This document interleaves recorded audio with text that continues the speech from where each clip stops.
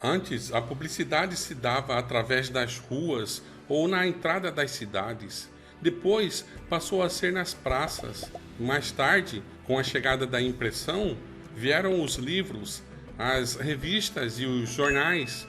Depois, o rádio, a televisão e agora a publicidade se dá através da internet. Com o avanço tecnológico, as pessoas não se preocuparam muito, já que a tecnologia sempre veio para facilitar a vida delas. Assim, ela era vista como uma simples ferramenta. Um martelo, um alicate, uma serra, uma enxada ou uma faca sempre foram considerados como uma simples ferramenta e, de fato, são. Assim, com a tecnologia da internet, muitos também acabaram pensando que se trata da mesma coisa, que tem a mesma função. Por exemplo, em vários países, em 2010, o governo distribuiu milhares de laptops aos alunos das escolas públicas e disse que se tratava de um ato de democratização da internet, para que todos pudessem ter acesso à rede mundial de computadores. Mas, ao analisar os índices, parece que, ao menos para essa função, não deu muito certo. Então, se trata de democratização ou de controle? E muitos pais dizem, mas eu controlo o que meus filhos estão vendo na internet. Lê do engano. Com a internet, os aparelhos utilizados para acessar são, de certa forma, a própria mensagem. Isto é, eu controlo e vejo que tipo de mensagem meus filhos estão vendo. Mas no caso dos celulares, por exemplo, o próprio aparelho já é a mensagem. Não se trata de escolher que aplicativo ou que mensagem meus filhos vão assistir, pois o próprio aparelho já é a mensagem. Uma criança que fica exposta à tela de uma televisão, ou de um celular, um tablet, etc., por determinada quantidade de minutos ao longo de vários dias, pode ter sérios danos em seu cérebro, comprometendo partes importantes para o desenvolvimento cerebral. E isso ocorre, na verdade, com todos, não é só uma criança. Mas até agora nós estamos falando só do aparelho e nem falamos do software, dos aplicativos, das plataformas.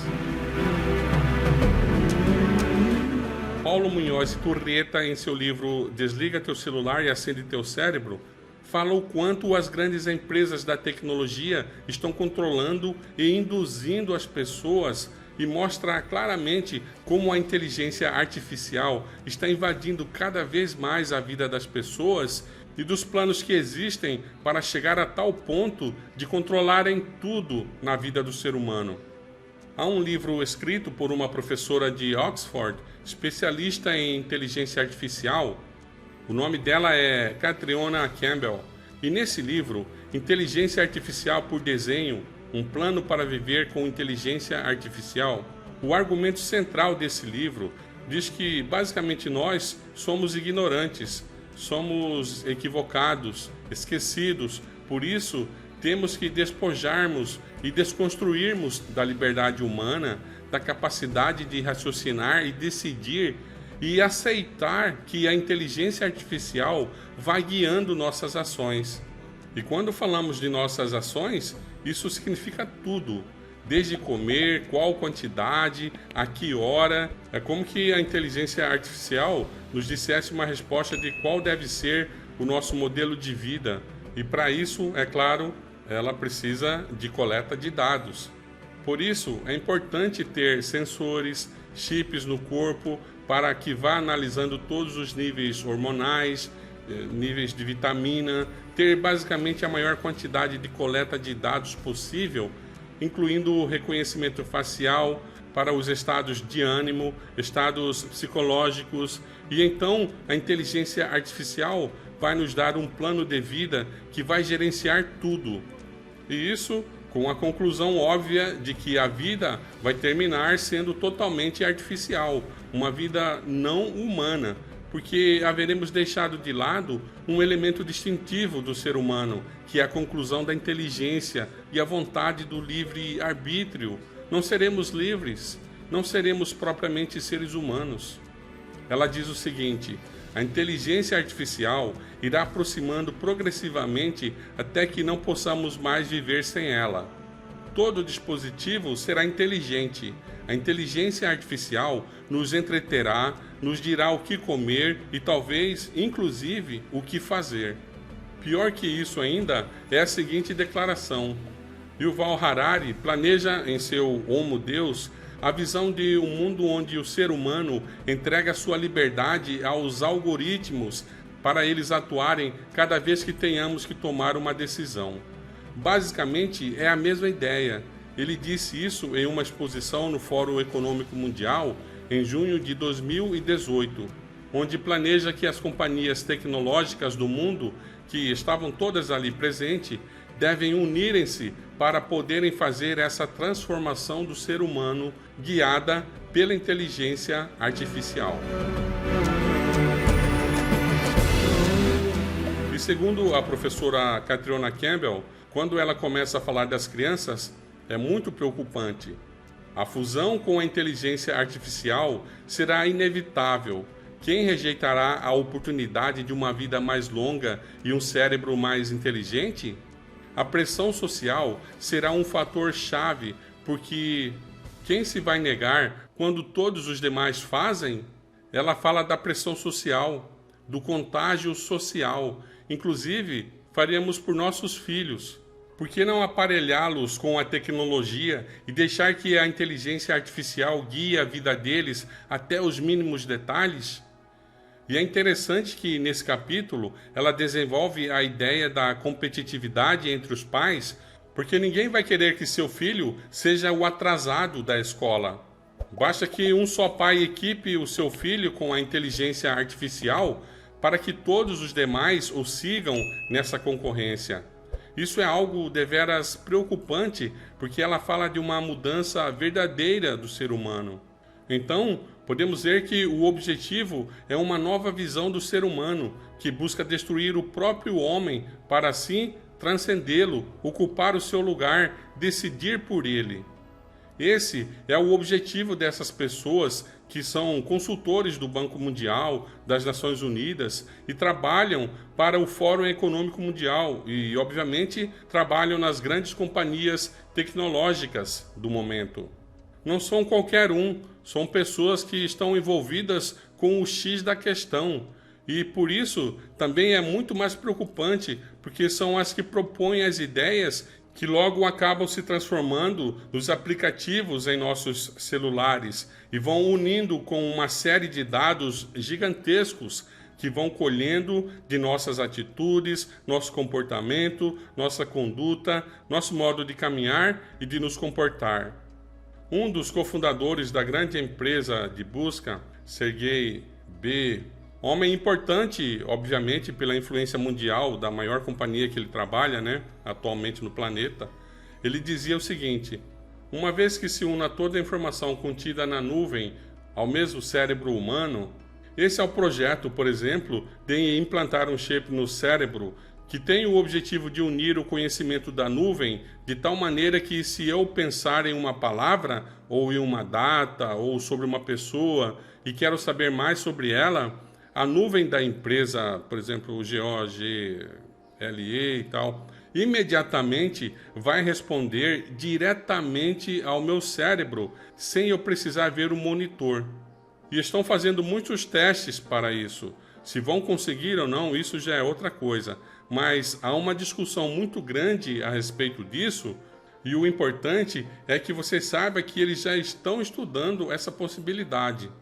Uma vez que se una toda a informação contida na nuvem ao mesmo cérebro humano, já não será o nosso cérebro que realizará as funções cognitivas, mas sim um cérebro artificial, muito mais inteligente que o teu cérebro. Isso é praticamente a terceirização do pensamento humano. Não vou precisar pensar mais. Mas qual o problema disso? Se eu não tenho que pensar, eu não vou mais à escola. A inteligência artificial vai assumir todas as funções do ser humano e todos os ofícios também. A inteligência artificial será capaz, através do aprendizado da máquina, Ela será capaz, inclusive, de fazer até cirurgias e será melhor que qualquer médico, qualquer engenheiro, qualquer arquiteto. É o que estão planejando. Nesses processos de automatização, segundo o qual 40% da população mundial vai perder seus empregos até o ano de 2050. A Microsoft, por exemplo, nos próximos anos, vai começar a contratar menos programadores, menos engenheiros de softwares, de código e de nada. Tudo será feito pela inteligência artificial. Ela vai contratar somente os que estudaram as ciências do comportamento humano, porque essas são as pessoas que terão a visão de levar a tecnologia mais além e têm a visão de ver um aplicativo completo. As grandes plataformas tecnológicas estão transformando não somente o tabuleiro político internacional para controlar a sociedade, impondo condutas específicas em cada usuário, muitas fisiológica e psicologicamente perigosas. Por exemplo, uma grande empresa do F branco e fundo azul tem feito muitos experimentos que têm sido publicados em certas revistas de psicologia para comprovar o efeito psicológico de uma postagem em diferentes classes da população. E é bem interessante ver como eles têm induzido as pessoas, e eles sabem como fazer isso. Através do algoritmo, eles têm induzido as pessoas a chegarem a certos estados emocionais, como depressão, raiva. Pode induzir as pessoas a terem certas reações psicológicas que, obviamente, depois são convertidas em ganhos financeiros por meio de vídeos, induzir determinada região de um país onde há uma forte luta racial a ter raiva por uma questão racial. E logo depois, essa pessoa já estará pronta para receber uma mensagem que servirá como resposta ao seu estado emocional. Mais um exemplo, em 2012, utilizaram esse artifício para induzir a população a votar em Obama. Assim, essas empresas ganham milhões de dólares porque têm a capacidade de induzir a uma certa atitude psicológica e depois vende essa informação ao melhor interessado. E assim vão manipulando e controlando a população, o que é muito preocupante. Então, as pessoas têm a sensação de liberdade, espontaneidade, podendo fazer de tudo, todos podendo ser atores, escritores, comentaristas profissionais, etc. Porém, debaixo das redes sociais, esconde um mecanismo não visível, o algoritmo, o qual pode ser usado de acordo com a vontade e o viés político dessas empresas. É por isso que algumas pessoas que defendem certos valores cristãos vivem perdendo seguidores, enquanto os que defendem os planos dela são agraciados e acabam ganhando milhares de seguidores. Assim, cada postagem que você faz, cada curtida que você dá, se fica uma determinada fração de segundos assistindo um vídeo curto, cada mensagem que você envia ou recebe, etc., tudo está registrado. Amanhã eles já saberão quem eles vão cancelar. Dessa maneira, a inteligência artificial induzirá as pessoas a praticarem essas duas ações. Primeiro, a aceitar a marca de Roma e segundo, induzir as pessoas a odiarem os guardadores do sábado. Devemos estar preparados para suportar a grande prova, a qual seremos odiados por todo o mundo. É aqui que acontecerá aquilo que Jesus disse, que pais vão entregar filhos, filhos entregarão seus pais, irmãos a irmãs, familiares, amigos vão nos denunciar. Mas não nos esqueçamos, no final quem vence é o povo que se manteve firme aos mandamentos de Deus, que honrou os mandamentos de Jeová. E na adversidade, nos dias que o mundo todo estará a morrer de fome, de sede, de calor, etc., o povo de Deus estará em segurança até a volta do Salvador. O Senhor te abençoe e te guarde. O Senhor faça resplandecer o seu rosto sobre ti e tenha misericórdia de ti. O Senhor levante o seu rosto sobre ti e te dê a paz.